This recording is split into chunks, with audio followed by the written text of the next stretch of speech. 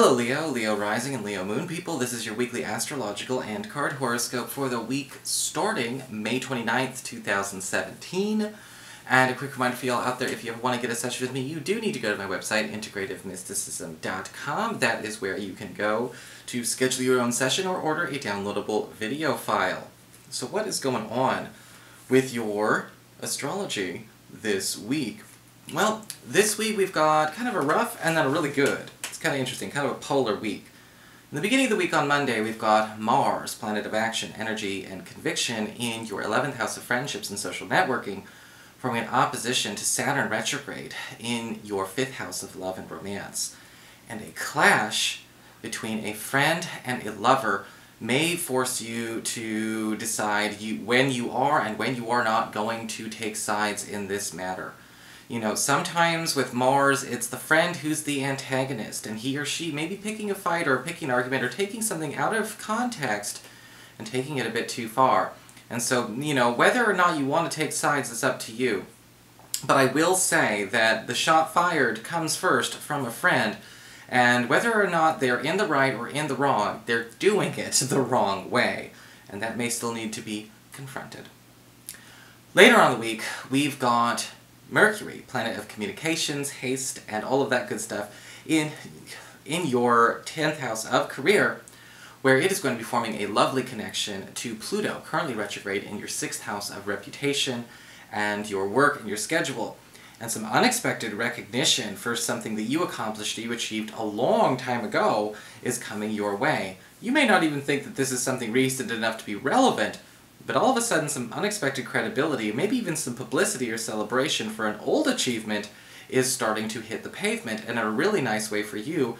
This might be a good way to promote yourself, or a way to get some, again, extra publicity or recognition, and possibly even a boost to your career from something you didn't even have to put any work on, or work into now, because it's something that you've already done. So what's going on with your cards this week then, we may ask? Well, for your spiritual advice, we've got the card of the Atheling. And the Atheling talks about a need to be paying attention to where it is time to start giving back.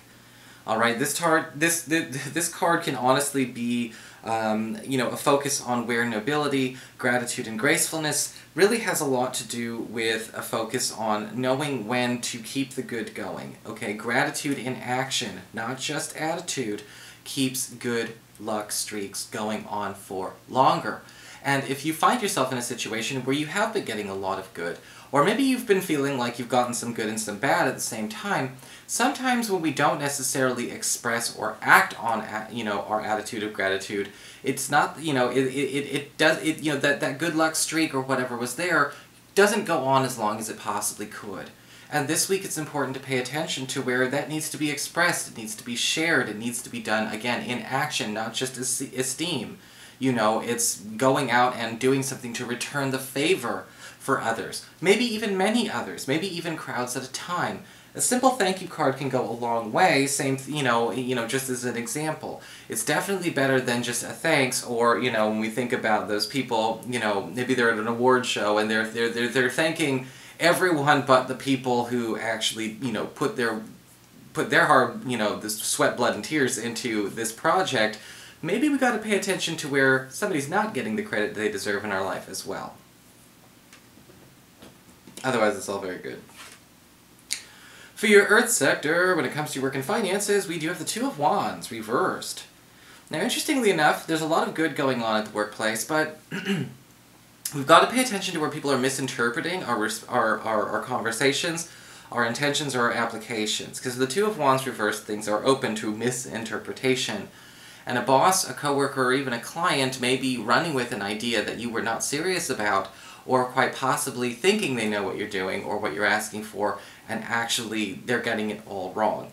You know, sometimes the Two of Wands reverse can be kind of funny because it does challenge us to see where we may have misspoken, where we were not 100% clear, where we did not give enough context. Or again, it can talk about somebody who is assuming they know what you're, you know, what they're picking up what you're putting down when they're not asking enough questions.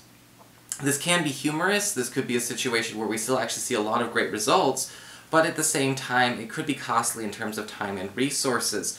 So it's very important to pay attention that, again, we're not being misinterpreted at this point in time, and we are actually asking, just checking in with other people as well to see if they have clarity.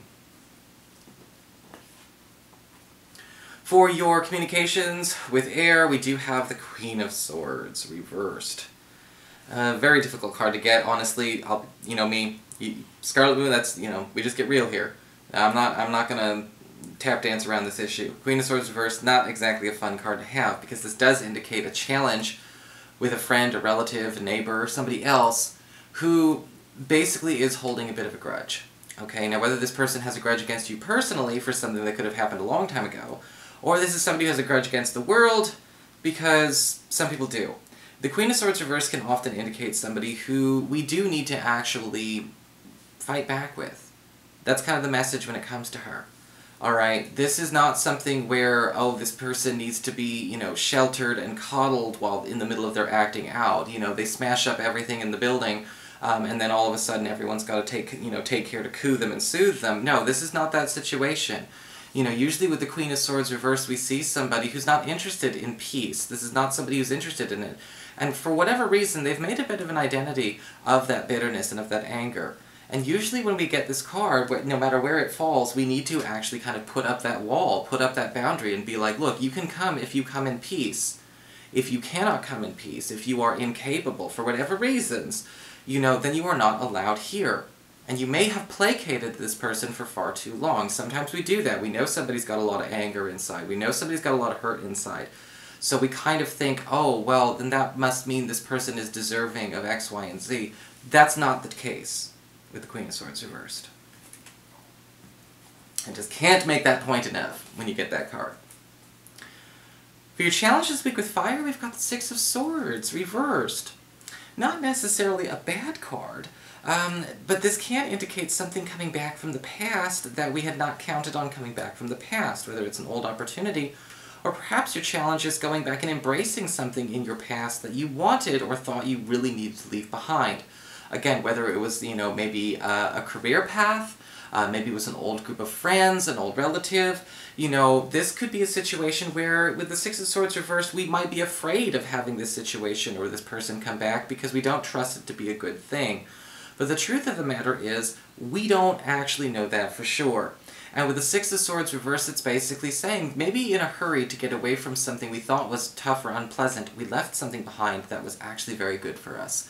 It may be scary, it may be reminiscent of a tougher time in your life, but letting this person, or whatever the situation is, back in is actually okay. Okay, so your challenge is getting past the association with the negative past and going into the place where this was a unique situation that was actually better than you thought it was. For your emotions with water and your romantic life, we do have the Nine of Swords upright. And the Nine of Swords upright can be a card of a lot of anxiety, absolutely, a lot of stress, but it's not what you think. This is actually coming from a lover, from a crush, or a romantic partner. And it doesn't mean that they're putting us through that anxiety. They're going through that themselves. Usually with the Nine of Swords upright, we may actually find out that somebody's getting some troubling news, and they do need that support. The important thing, though, with the Nine of Swords upright is, again, to pay attention to where this person and this situation is not ready to be acted upon. They may be feeling like they're willing to do anything to feel better about it. Some people go for the relief as opposed to permanent long-term solutions. And we may have to talk our crush or our partner out of doing something hasty or doing something reckless just so they can feel better in the moment. Some people will do anything to get that endorphin rush, but it might be the wrong thing.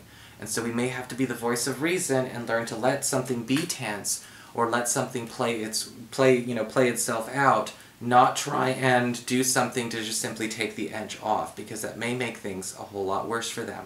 Okay? So that's where you got to be the supportive person and the voice of reason.